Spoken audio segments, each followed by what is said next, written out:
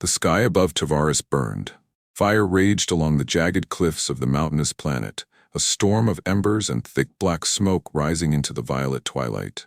The wreckage of the Solari royal vessel lay scattered across the scorched ground, metal twisted and molten, its once gilded insignia now charred beyond recognition. The scent of burning fuel and flesh clung to the air. Dr. Jonah Marsden moved through the devastation with purpose, his medical scanner in hand, searching for survivors. The distress beacon had been weak, barely reaching his ship, the Herald, as he passed through the Taris system. He should have ignored it. This planet was unclaimed and unforgiving, a graveyard of forgotten ships and shattered dreams. But something told him to come. The deeper he moved into the wreckage, the clearer it became. No one had come for them. Whoever had been aboard this vessel had been abandoned, left to die in the flames. He found the first bodies near the cockpit, royal guards burned beyond recognition. A crash like this should have sent out emergency calls across multiple systems, yet no one answered. That was not an accident. Jonah pushed forward, sweat beading on his brow from the heat radiating off the debris. Then, his scanner beeped, a life sign. He turned sharply, moving toward the weakest structure of the ship's remains. A section of the bulkhead had caved in, flames licking at the edges of what had once been a private chamber. He activated his exogloves, pushing aside the heated metal with a hiss of steam. And then, he saw her. She was barely conscious, her body half-trapped beneath a collapsed beam. Her deep crimson robes were singed, her silver hair matted with soot and blood. Her face, what little he could see through the dirt and burns, was marred with scars both old and new. Jonah knew her face. Queen Alina of the Solarii Empire. She had been presumed dead for months. The news had spread through the outer colonies, whispers of a tragedy, an attack, a failed coup, a shuttle crash. The Empire had mourned her, but her husband, King Verox, had done little more than acknowledge her passing.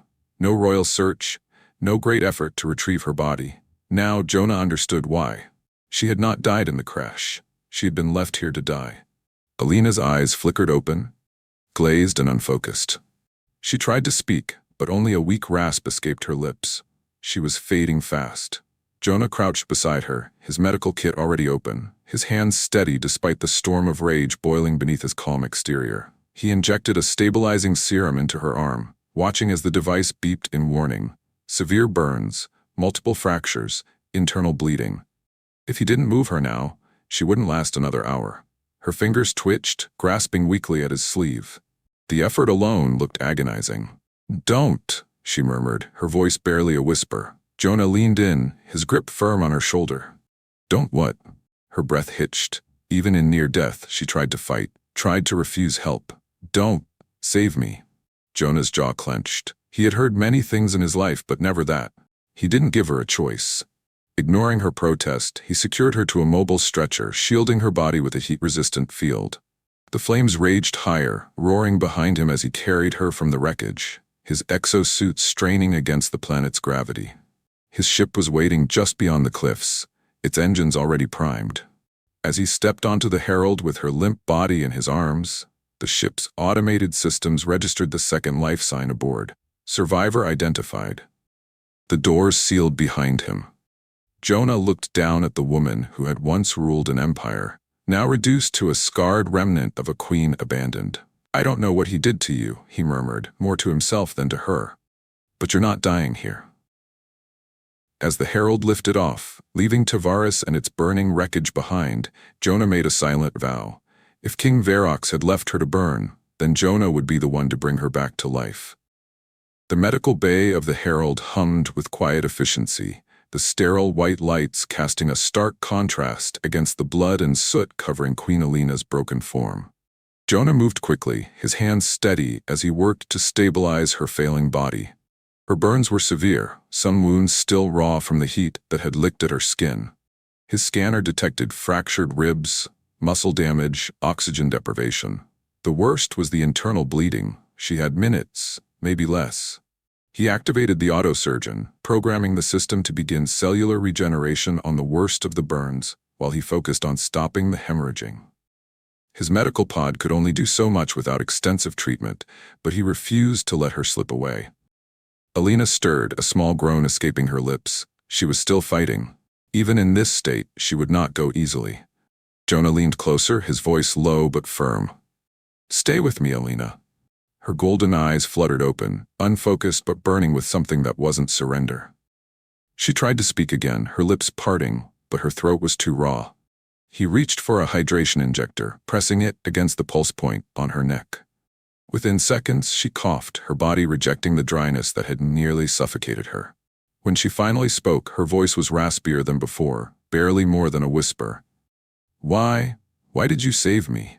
Jonah exhaled, running a hand through his short, dark hair. "Because you needed saving." Alina's breath was uneven, her gaze flickering with exhaustion, but something in her expression hardened. "You don't know who I am." Jonah met her gaze. "You're Queen Alina of the Solari Empire, and your husband left you to die." She flinched, not at the pain, but at the truth of it. He continued, his voice calm but edged with steel. "No one came for you, no rescue fleets, no royal search. You were declared dead, Alina, but I found you in that wreckage, and I don't believe for a second that crash was an accident." Her eyes filled with something dangerous. Not fear, not grief, rage. Jonah saw it, felt the air shift between them. This was not a woman who had given up. This was a woman who had been left behind and was just now realizing the weight of it. Alina swallowed hard, her breath still weak but steadier than before. "I can never go back." Jonah tilted his head. "Then where do you want to go?" She didn't answer right away. Maybe she didn't know yet. But he saw the moment something changed in her. Not broken, not lost. Deciding. The ship hummed softly beneath them, its engines propelling them further from Taris, further from the place she had almost died. She wasn't dying anymore. Now, she had a choice. The Herald drifted through the void of space, leaving Taris behind like a fading nightmare. The automated systems maintained a steady hum, the artificial gravity stabilizing, as Jonah Marsden sat beside his latest patient, a queen stripped of her throne, burned and left for dead by the man who had once called her wife. Alina stirred in the medical bay, her body still weak, but no longer on the precipice of death. The autosurgeon had done its job, sealing her most severe wounds, stabilizing the internal damage, and applying dermal regeneration patches across her arms and face. She would live. But survival was not the same as healing. Jonah had seen plenty of burn victims in his years as a field medic. Some took their scars as a mark of survival, while others saw them as a reminder of what had been stolen. He didn't know which Alina would be. But when her golden eyes finally opened, there was no confusion in them, only a slow, burning awareness. She exhaled, testing her voice. It was still raw, but stronger than before. "Where are we?" Jonah adjusted the medical scanner. "Drifting past the Taris system, you were in no shape to handle turbulence, so I'm keeping us on a slow course until you're stronger." Alina's gaze flickered to the sterile white walls, the hum of the ship beneath them. He could see the calculation in her expression. She was already assessing, planning, considering. "You saved me," she murmured, more to herself than to him. Jonah leaned back in his chair. "I did." Her fingers twitched, brushing against the regeneration patches along her arm. Slowly, she turned her head toward him, and for the first time she truly looked at him. "You should have left me," she said. Jonah exhaled, rubbing his jaw. "Well, that makes two of us." For a moment, silence stretched between them. Then Alina let out a dry, humorless chuckle. "A doctor with regrets. That's reassuring." Jonah smirked despite himself. "I don't regret saving you," he said. "I regret that you think you weren't worth saving." Alina flinched. It was subtle, barely noticeable, but he caught it. She looked away, her fingers tightening against the sheets. "You don't understand," she said softly. "Verox didn't just leave me. He erased me. He declared my death as an unfortunate accident, and the Empire accepted it without question. No one came for me. No one protested." She swallowed hard. "I wasn't just abandoned, I was forgotten." Jonah studied her, taking in the sharp edges of her words, the pain buried beneath them. "Well," he said, voice even. "Seems to me like they made a mistake." She met his gaze again, something unreadable flickering in her golden eyes. "And what mistake was that?" Jonah leaned forward, elbows resting on his knees. "Leaving you alive." For the first time since she had woken, Alina looked uncertain, not because she doubted herself, but because someone else believed she still mattered. The days passed slowly aboard the Herald. Jonah checked on Alina regularly, ensuring her body continued to recover. But it was the unspoken weight between them that hung the heaviest. What came next? Alina did not speak of Verox again, nor did she ask about her empire. Instead, she spent hours in the cockpit, watching the vast emptiness beyond the viewport, as if trying to map out the possibilities stretching before her. Jonah found her there one evening, standing with her arms crossed, dressed in the loose medical tunic he had given her. The glow of the stars cast a faint reflection in her eyes. "You should be resting," he said as he leaned against the doorway. Alina did not turn. "I've rested enough," Jonah exhaled, stepping closer. "Then tell me what you want to do." She hesitated, not because she didn't know, but because voicing it made it real. "I can't return," she said at last. "If I step foot in Solare space, Verox will finish what he started." She finally turned to him, her gaze sharp and calculating. "But if I do nothing, he wins anyway." Jonah nodded. He had expected this. "So what do you want?" Alina tilted her head slightly, studying him. "You're asking as if I have choices." "You do." She let out a breath, shaking her head. "You don't understand what a king's decree means. The moment Verox declared me dead, the universe followed. No empire will recognize me. No fleet will acknowledge my authority. I don't have a name anymore." Jonah shrugged. "Then make a new one." Alina's lips parted slightly, as if the thought had never truly occurred to her. "You were a queen once," Jonah continued, watching her carefully. "But you don't have to be anymore.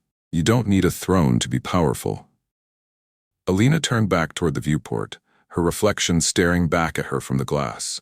The weight of her old name, Queen Alina of Solari, felt like a chain she had been carrying long before the crash. But for the first time, the idea of leaving it behind didn't feel like a loss.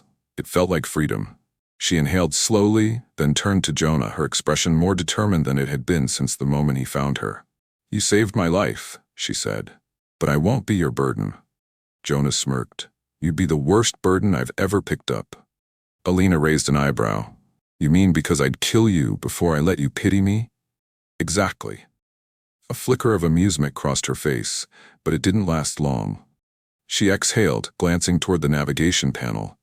"You said I have choices." Jonah nodded. "You do." She pressed her hands against the console, looking out at the infinite stretch of space before them. The past was already gone. The future was unwritten. For the first time, she was the one who would decide. The hum of the Herald's engines was steady, a quiet heartbeat in the background of Jonah's thoughts. He found himself watching Alina more than he should have. Not out of concern, but out of curiosity. Every day she grew stronger. Every day she reclaimed something stolen from her, but she had yet to decide what she would do with it. She stood at the console now, studying the holographic display of the Solari Empire's territories. She traced the edges of familiar star systems with her fingertips, her golden eyes sharp, unreadable. "I should have died on Taris," she said, voice even. "The universe already accepted my death. If I return, I would be nothing more than a ghost." Jonah leaned against the wall, arms crossed. A ghost can still haunt the man who tried to bury her. Alina turned to him, one eyebrow arched. "And you think I should?" He shrugged. "I think you should do whatever the hell you want.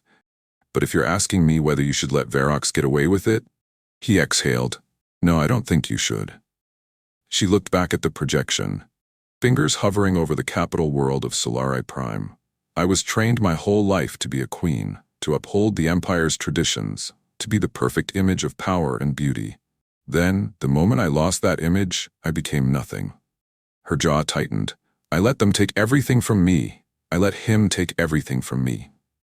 Jonah watched her, waiting. He had learned by now that Alina didn't need encouragement. She needed time. Her fingers curled into a fist, and when she spoke again, her voice was softer but sharper. "I want to remind them what they lost." Jonah smirked. "Now that," he said, "is something I can work with." It took 3 days to reach Haven's Reach, a trade station on the edge of neutral space, far enough from Solari Prime that they could move unnoticed but close enough to hear the whispers of the Empire. Alina walked beside Jonah as they navigated the crowded corridors, her posture regal despite the worn flight suit she had borrowed from the ship. Heads turned as they passed, not because they recognized her, not yet, but because there was something about her presence that commanded attention. They reached the central archives, a sprawling network of information brokers and data runners who made their livings selling secrets.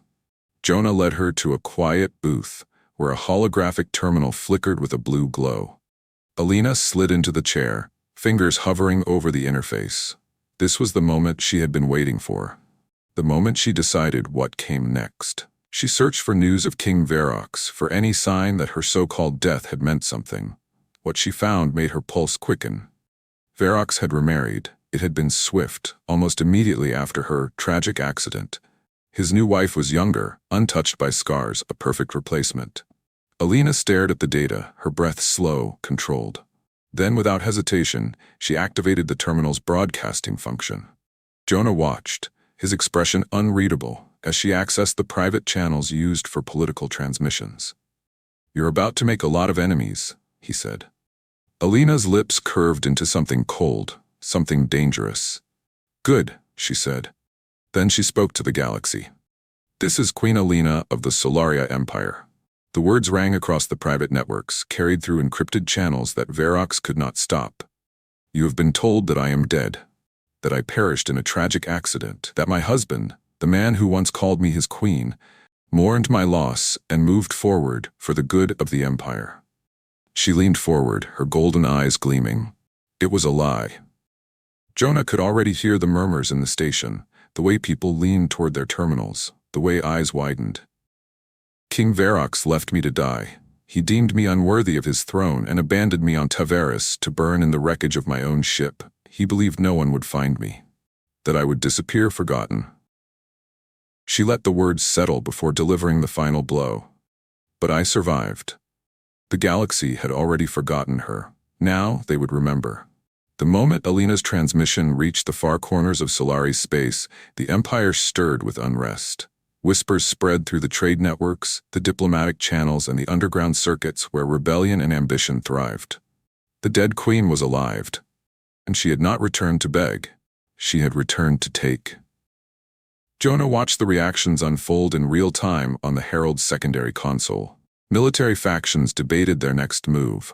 Nobles who had once sworn loyalty to Verox exchanged nervous messages. But most interesting of all, the public, the people who had been told to mourn her, to move on, to accept the rule of their king without question, were beginning to ask questions of their own. She had shattered the illusion of her death in a single broadcast. Now, Verox would have to answer for it. Alina stood at the ship's helm, her hands gripping the edge of the console as she read the incoming reports. The regal composure of her past life was there, but something new had settled over her. A sharp edge, forged in the fire of her survival. Jonah stepped beside her, arms crossed. "You've thrown a disruptor into the heart of your empire. Verox won't just let this pass." Alina's gaze didn't waver. "I don't need him to." Jonah exhaled, shaking his head. "You know what's coming next, don't you?" She turned to face him, golden eyes steady. "He will come for me."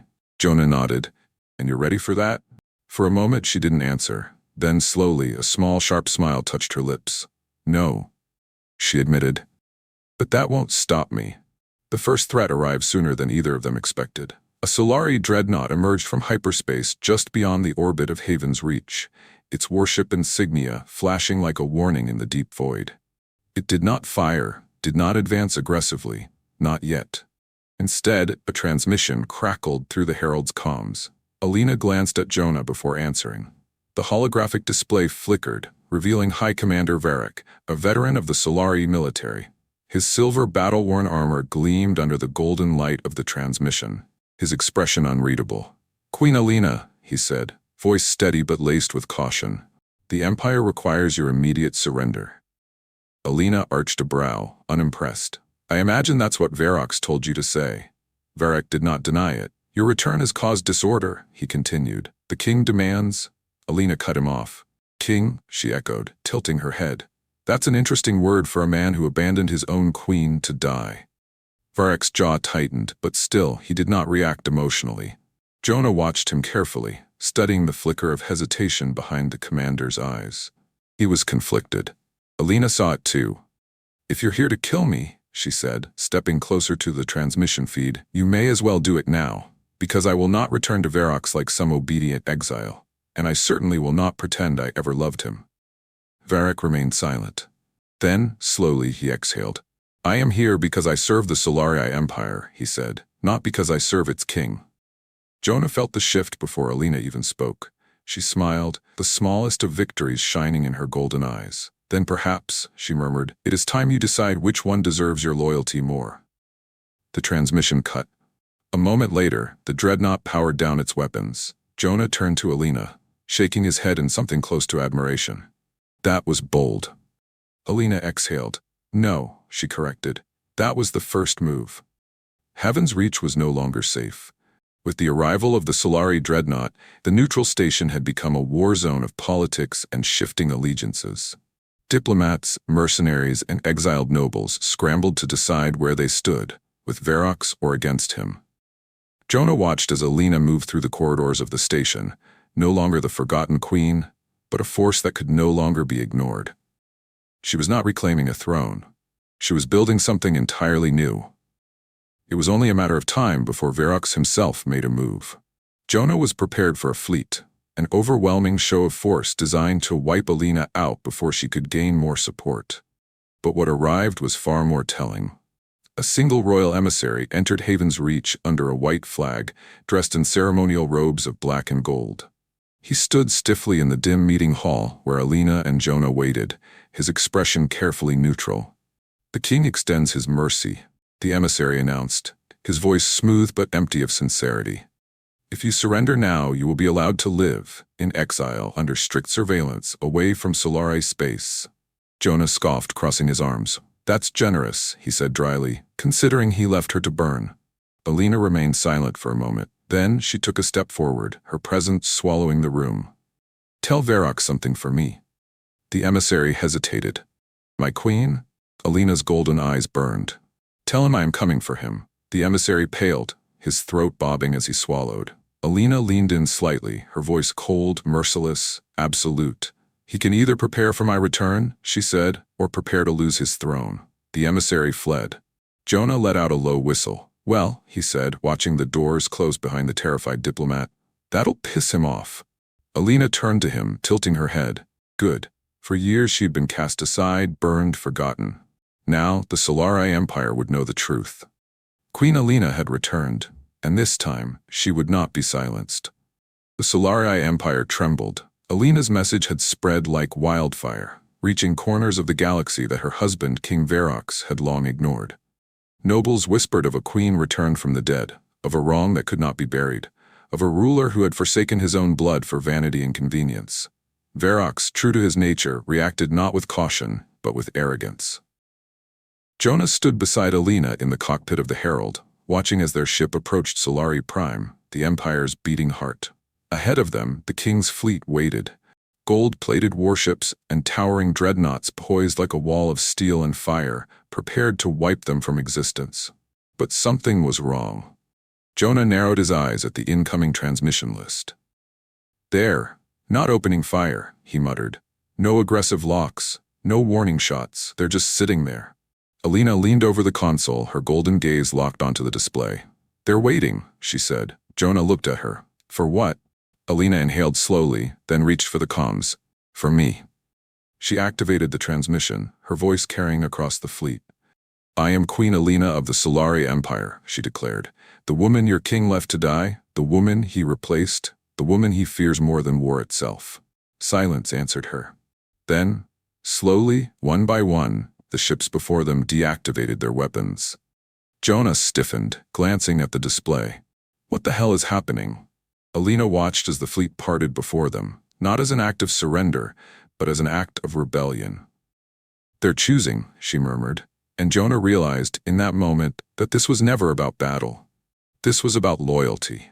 Verox had ruled with fear and vanity, believing that as long as his empire looked beautiful, it would remain whole. But his people, his military, had seen the truth. Alina had not come to reclaim her throne. She had come to show them that their king was unworthy of it.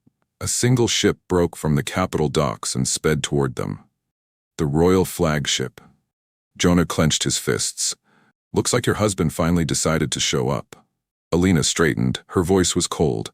Then let's finish this. The royal throne room of Solari Prime was exactly as Alina remembered it, a masterpiece of gold and obsidian, built to impress, built to intimidate. And yet, standing here now, she realized something. It had never felt so small. King Varrock stood at the base of the throne, his blue and gold robes immaculate, his expression tight with barely contained fury. Behind him, the court watched in silence. No cheers for their king, no support, only waiting. Alina walked forward, Jonah beside her, his hand hovering near his belt, ready if Varrock made a move. But she knew, without a doubt, he wouldn't. He had already lost. Varrock's voice was sharp, desperate. "You should have stayed dead," Alina tilted her head, "and you should have killed me yourself." Jonah exhaled through his nose. "Guess we all made mistakes." The room was still. The throne behind Varrock loomed, but it no longer belonged to him. Alina stepped closer, her voice low, steady, absolute. "Do you know why your fleet let me through?" Varrock clenched his jaw. "Because they are traitors." Alina shook her head. "No, because they finally see you for what you are." She turned slightly, addressing the court, the military commanders, the nobles who had gathered to witness this final reckoning. "This is your king," she said, "a man who abandoned his own queen to die, a man who has ruled through deception, through vanity, through the fragile belief that if something is ugly, it is no longer worth protecting." Whispers filled the chamber. Jonah smirked. It was over. Alina looked back at Varrock, her golden eyes filled with something more dangerous than hatred. Disappointment. "I do not need to take your throne," she said quietly. "You lost it yourself." Varrock moved then, reaching for the ceremonial blade at his side, but before he could even raise it, 4 royal guards stepped between them. Not for Alina. For him. One of them, a general Alina recognized from years past, bowed slightly. "Your Majesty," he said, but not to Varrock. To her. Varrock paled. He opened his mouth, but no words came. He looked past the guards, past the nobles, as if searching for someone who would still fight for him. No one did. Jonah stepped forward, his voice casual but firm. "Seems like you're out of options, Your Majesty." Alina watched as realization finally sank into Varrock's bones. He had already lost. He had lost the moment he abandoned her. Her scars were not her shame. They were his. The guards moved, placing a single set of cuffs around his wrists, the final act of his reign. Alina did not smile, did not gloat. She only exhaled, feeling something lift from her chest. She turned to the court. The Solari Empire does not need a king like him. And the court, as one, bowed to her. Jonah let out a low whistle. "Well, that was dramatic." Alina turned to him, something quiet in her expression. "It's over." Jonah shook his head.